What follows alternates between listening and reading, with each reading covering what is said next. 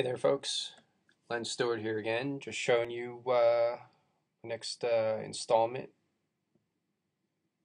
Basically, what I'm going to be showing you here in this example is really just how to make a pixel grid. Pixel grid, I use pixel grid basically for length and width and height. The purpose of this exercise is really to just show you um, how you can actually make your own unit of measurement in Photoshop.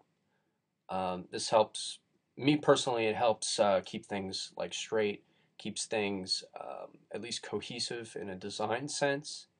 It also helps with like perception, like optical illusion, so you don't go and screw something up later or whatever. So I just made a new 500 by 500 pixel box here, new project here. I'm gonna paint it. Actually, let's not paint it just yet. Let's let me show you this example. This is my grid that I made for these stores.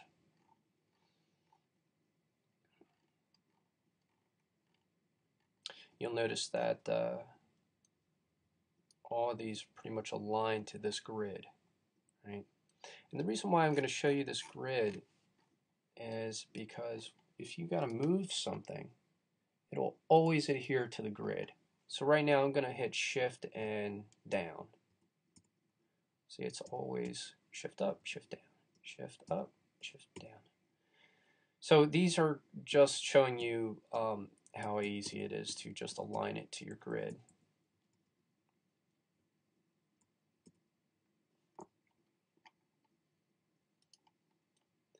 Now I'm going to show you how to make it. A little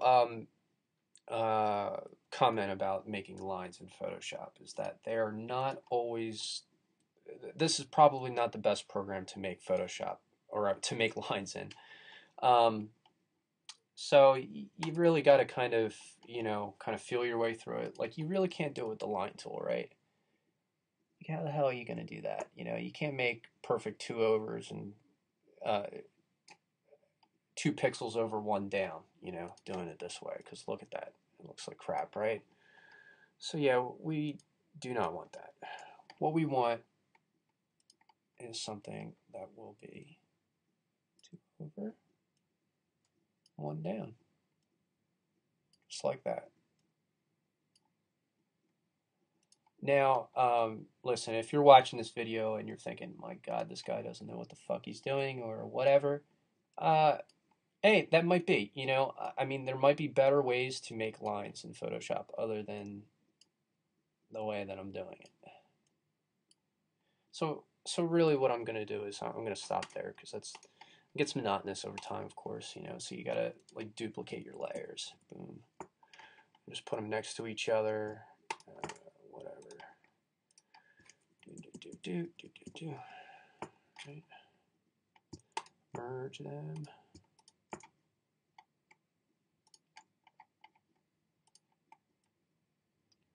I kind of wish Photoshop was a little bit more like, there's a program called ProMotion where you can actually make these lines and it'll actually show you the pixels as it's going to place them down before you let go of the mouse, which is really, really useful, and I really wish that Photoshop had something like that, but of course they don't. Who knows when or if they'll ever have it, but whatever.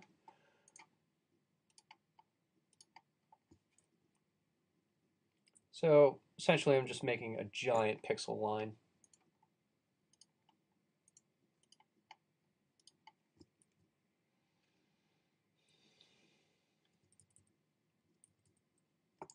There you go, you got one giant pixel line.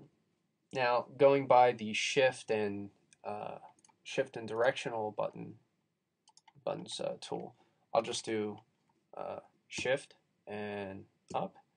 Now they do it by 10 pixels, which to me is a little small. I mean, look, you can't put a character in there. I mean, unless you're really going to go for something like 8-bit or something, that might be what you're going for here. but I like to make things a little more complex. So I like going 2 up.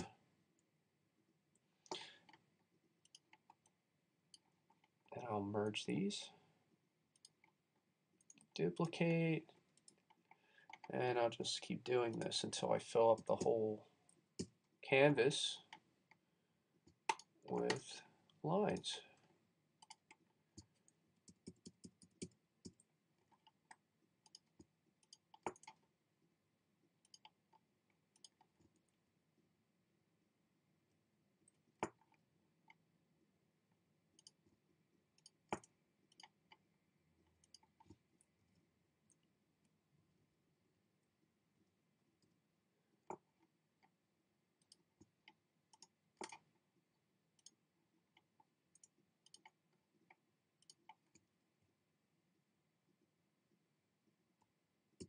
Alrighty.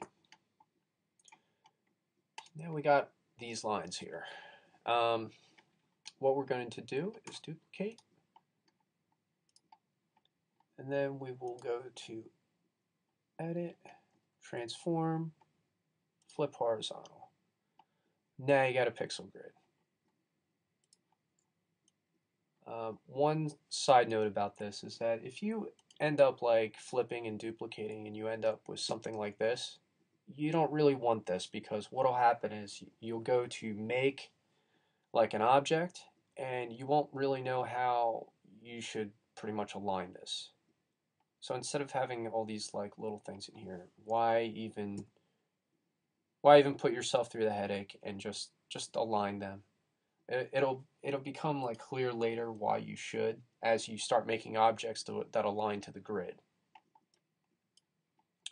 Alright, now that I got this cool looking grid, I am going to make a new layer here. Now, me personally, I really like to have it kind of stand out in a way where it's more contrasty. So what I'll do right now is I'll just paint it black, and I will turn up the the lightness on our grid layer so you can actually see it real well. And then depending on the situation, you may want to turn down the opacity. You might even want to change the color. I could even show you how to do that. What we'll do is, this is just a white grid that you got right here, but if you go back to our hue and saturation, you can turn it down just a little bit, right? And we will go to color balance. Make it blue, whatever, it doesn't matter. And then we'll go back to hue and saturation. You can turn up the intensity. You make it any color you want. Whatever is more, I would say whatever is comfortable for you to use. So I wouldn't use like a color that's going to make you see spots after. I just would not do that. So I would just keep it white, to tell you the truth. I really just like white, and I'll just turn the opacity down a little bit so it's nice on my eyes and won't bother me later. Now, this doohickey, this is basically it's just a guide. It's just another way to make to just have a sense of length and width in your project. Like say if you don't have say I have a sprite right here, right? This is my guy, he's smiling at you. All right, so let me show you the power of this grid too. If I put him in the center of one of these squares, right, I can place him right in the center of this guide, right? So there he is. I'm going to hit Shift and right, and he's going to pop over. Oh, pretty soon. There you go. See, so he's right in the center of there. No matter where I put him on the grid, he's always going to be in the center.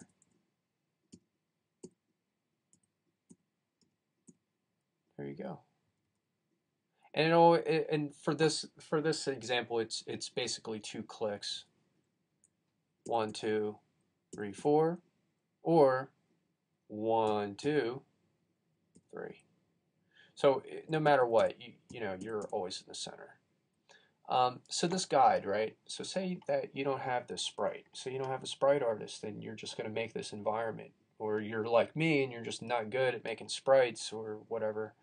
And you need a height. You need some kind of height to base this off of. Well, you know, it's like I just put a little hashtag here to really give me like the max height level of a sprite. And you can imagine I just really made this using the pencil tool and aligned it to my grid. Back to the guide, so you can make your own. I like having a circle here like this because I'm really kind of crappy at making holes or circular holes in the ground or anything like that. So what I did was, like, say you have this center piece here. We can make let's just make a box so I can show you that real quick.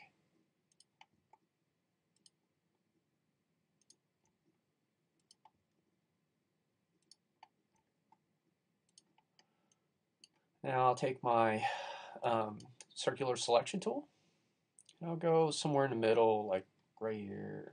Extend, extend, extend, extend. Now this might not be perfect, although it might be. Yeah. Okay, so if it isn't perfect, I'm going to show you. I usually just do the 1/2 of the circle. And I'll go right along the edges of the inside with it. However, if it's perfect like this, you could go the whole border around this thing. But I did it perfect. All right, so I will copy this like half circle thing that I got. All right, and paste it, flip horizontal, and move it into place.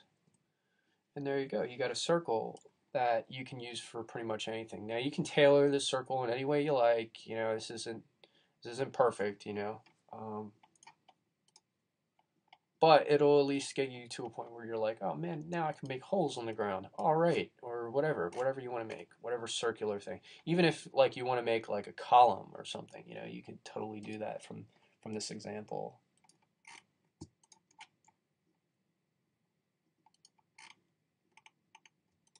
See, there you go. You can make a column, or you can make like a rounded wall if you wanted to like take this and extend it out, you know, or whatever. And that's pretty much all I have to show you in as far as making a grid and anything like that. Like I said earlier, if you guys have a better way of making lines in Photoshop, I'd really like to hear it. Just post in the comment section. And listen, you know, I'm always trying to get followers for my Pixel Pushing channel on YouTube, so please subscribe and all that good stuff. Also, you can see a lot of my other work that I've done on my website, www.ashlandish.com. And that's it.